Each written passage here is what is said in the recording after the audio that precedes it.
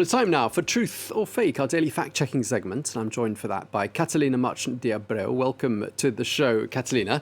Today we're looking at a viral video on social media that shows members of the Red Cross in Ukraine tying a man to a pole. Now, is this true or is it fake?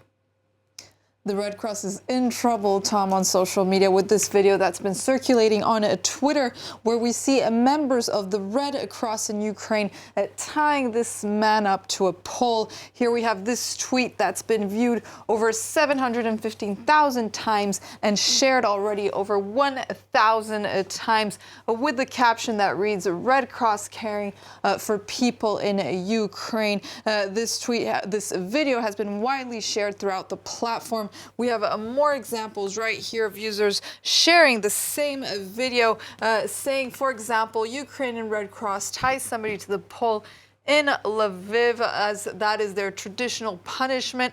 Or this user saying, so now the Ukrainian Red Cross have adopted the Kiev's government's punishment of tying people up to lampposts. Why does the West support this country? So let's take a look at the video that goes with these posts. We have the video where, a little warning to our viewers, you might find these images distressing, where we see members of the Red Cross in Ukraine tying this man up to a pole. You could see them tying his head up to the pole with duct tape, where you could see that this man is kind of acceptant of the situation, not fighting back. And in the video, you could hear the members of the Red Cross asking this man, where are you from and why have you stolen, to the man that they are tying to this pole in Lviv, Ukraine.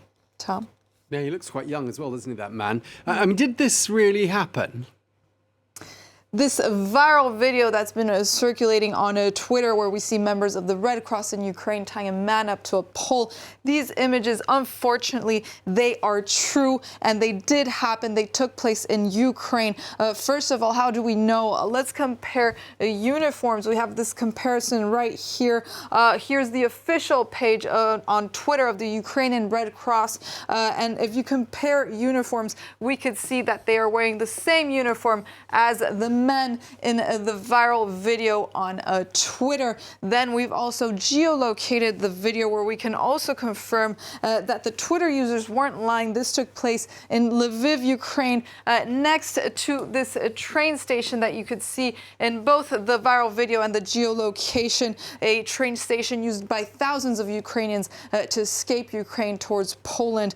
However, these images that we saw, they aren't recent. We've seen other posts sharing the same video dating all the way back to last year, to May 26, 2022, shared by this Russian user on Twitter. So these are images that have been resurfaced to make it seem like it took place recently.